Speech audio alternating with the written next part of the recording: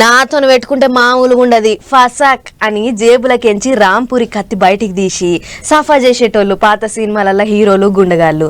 చిన్నగా మడత పెట్టిన కత్తిని ఎక్కడ కావాలంటే అక్కడ దాచిపెట్టుకొని చటుక్కున తీసి ఈసిరేసేటోళ్ళు. అందుకే హీరోలు గుండగాళ్లే కాదు, మడత కత్తికి మస్తు మంది ఫ్యాన్స్ అయ్యిర్రు.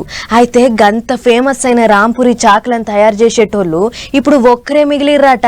మరి ఆయన కథ ఏందో చూద్దాం పారి. చూస్తుంటే వెనకటి కాలం నాటి అవసరంలో దుకుణం ఉన్నట్లే ఉన్నది. పెద్ద మనిషి ఏమో తీరుబాటుకంగా కూర్చొని ఏందో తయారు చేస్తుండు. గదే రాంపూరి కత్తి. ఉత్తరప్రదేశ్ రాష్ట్రం రాంపూర్లో తయారైతుంది కాబట్టి దీనికి రాంపూరి కత్తి అనే పేరు వచ్చింది. కత్తులల్లా అన్ని కత్తులు ఒక ఎత్తు అయితే ఈ రాంపూరి కత్తి ఒక్కటి ఇంకొక ఎత్తు. రాంపూరి కత్తి అంటే కథలు చెప్తుంటారు. చూడనికి అందంగా ఉండుడే కాదు, అరచేతుల బట్టి అంత చిన్నగా బుడ్డగా భలే ఉంటాయి కాబట్టి చాలా సినిమాలలో గీ రాంపూరి కత్తులే వాడుతుంటారు. అన్నట్టు గీ పెద్ద మనిషి పేరు యామిన్ అన్సారీ, కత్తులు తయారు చేసే కళాకారుడు.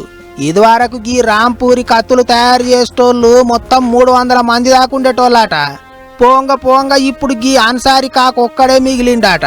చేప పిల్లలోలి అవుపడుతున్న ఈ కత్తులను చూసి కెనడా, ఆస్ట్రేలియా వంటి దేశపోళ్ళు సుతా పనిస్తాం దేశం ఇడిచి రమ్మన్నారట. కానీ అన్న మాత్రం మనోళ్ళ కళ మనోళ్ళ పనితనం మన దేశానికే పనికి రావాలి గాని బయటి దేశపోళ్ళకి ఎట్లిస్తాం అన్నట్టు ఇక్కడనే ఉంటున్నాడట. అయితే అంత త్యాగం చేసి ఉంటున్నా అన్నకు గాసం వెళ్తలేదట, బతుకు బరువు అయిందట. అందుకే సర్కారోళ్ళే ఆదుకోవాలి అని అడుగుతున్నాడు.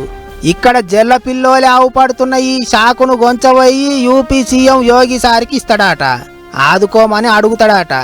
ఏమైనా కొత్తగా వింత పాతగా రోత అన్నట్టు ఒకప్పుడు బగ్గ పేరు మోసిన రాంపూరి కత్తి ఇప్పుడు మొండిపోయినట్టు అయింది. అందుకే రాంపూరి కత్తులు తయారు చేసుకుంటూ బతుకుతాన్న గీ ఒక్క కళాకారుణ్ణి కాపాడుకోవాలి అని కోరుతారు పబ్లిక్.